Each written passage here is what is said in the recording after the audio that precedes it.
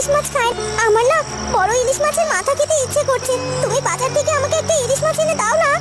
ঠিক আছে বউ, আমি কালই বাজারে গিয়ে তোমাকে ইলিশ মাছ এনে দিচ্ছি। পরের দিন সকালে অনন্ত মাঠে কাজ করতে থাকে। এই যা, বউ না বলেছিল ইলিশ মাছের মাথা খাবে, আমি তো ভুলে গিয়েছি। আর এখন তো অনেক দেরি হয়ে গেল, যাই বাজারে গিয়ে দেখি বড় ইলিশ পাই কিনা।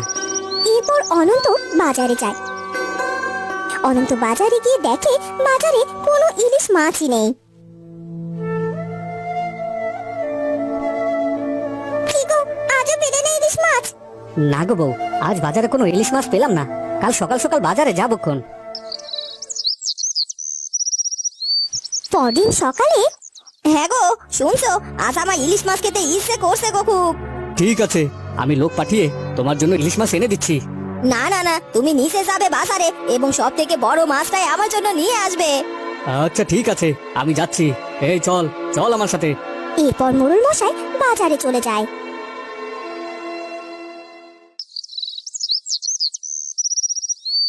দাদা, নেবে নাকি ইলিশ মাছ? আমার দোকানের ইলিশ মাছ এই বাজারে সবার থেকে সেরা। হ্যাঁ দাদা, তোমার ইলিশগুলো তো অনেক বড়। তা দাদা, তোমার ইলিশ কত করে গো? এই ইলিশগুলো 100 টাকা করে গো দাদা। হ্যাঁ ঠিক আছে দাদা, আমাকে একটা ইলিশ দাও। তখনই সেখানে মোড়ল মশাই এসে হাজির হয়। এই করো কি, থামো থামো থামো বলছি।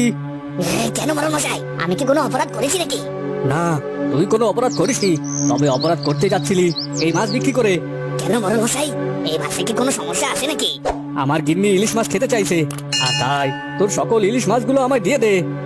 মোড়ল মশাই, ক্ষমা করবেন, আমার গিন্নিও না একটি ইলিশ মাছ খেতে চাইছে, তাই একটি ইলিশ যদি আমায় দিতেন। কি, তোর গিন্নি আর আমার গিন্নি এক নাকি?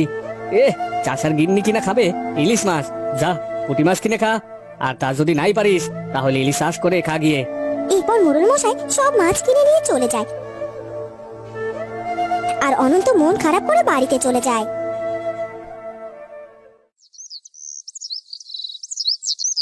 গ্রামের মোড়ল ছিল খুব অহংকারী। সে গরিব মানুষদেরকে একদমই মূল্য দিত না। একদিন মোড়ল দেখতে পায় গরিব একজন কৃষক বাজার থেকে বড় এক মাছ কিনে নিয়ে যাচ্ছে। কিরে, গ্রামের গরিব চাষারাও কিনা এত বড় মাছ কিনে খাচ্ছে? না না, এটা হতে পারে না। ওই যা, বাজারে গিয়ে সকল মাছ দোকানিকে বলবি এই বাজারে কোনো বড় মাছ বিক্রি করা যাবে না। সব বড় মাছ আমি কিনে নিব। কাল থেকে যেন সব বড় মাছ আমার বাড়ির সামনে যায়। এরপর মোড়লের চেলারা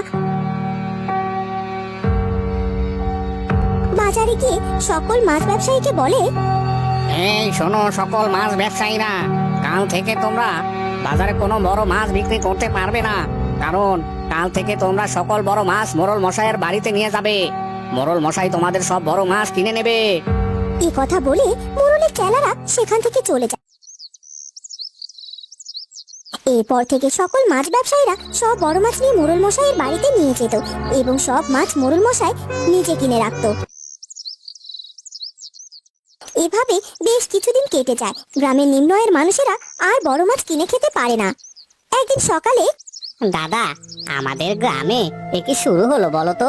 ইচ্ছে থাকলেও বড় মাছ কিনে খেতে পারি না। ছোট মাছ কি আর সব সময় খাওয়া যায়?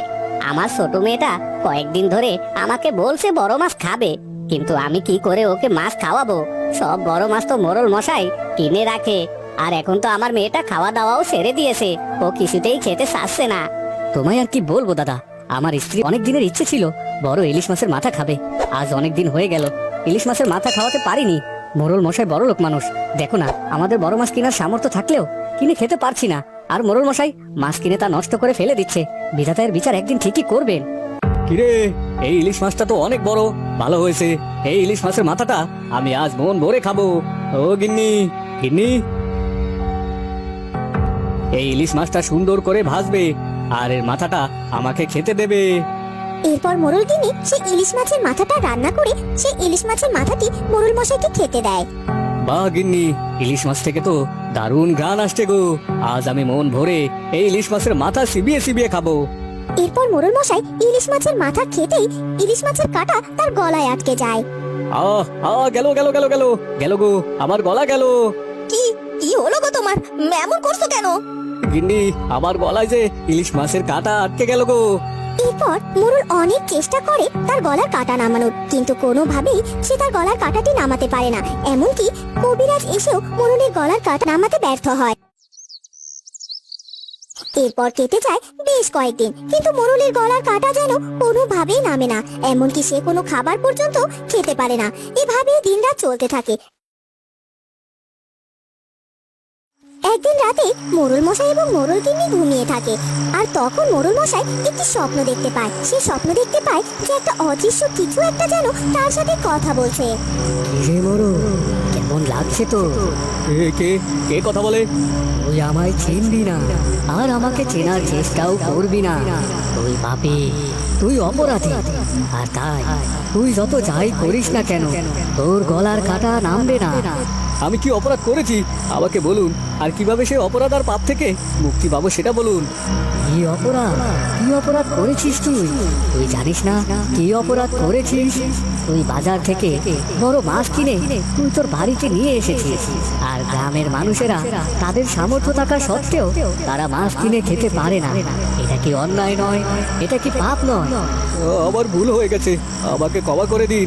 আমি কিভাবে এই পাপ থেকে মুক্তি পাবো সেই কথা বলে দিন। আর আজকের পর থেকে আমি আমার প্রয়োজনের বাইরে অতিরিক্ত কোনো কিছু করব না। কিন্তু তুই যে পাপ করেছিস তার প্রায়শ্চিত্ত তোকে করতে হবে, তারপর তোর গলার কাটা নামবে, তার আগে না। কি প্রায়শ্চিত্ত বলুন বলুন আমায়, আমি সব কিছু করতে রাজি আছি। ঠিক আছে, কাল গ্রামে এক ভোজের আয়োজন করবি, এবং ওই ভোজনে গ্রামের সবাইকে বড় মাছ রেঁধে খাওয়াবি, যেন গ্রামের সবার মন ভরে যায়।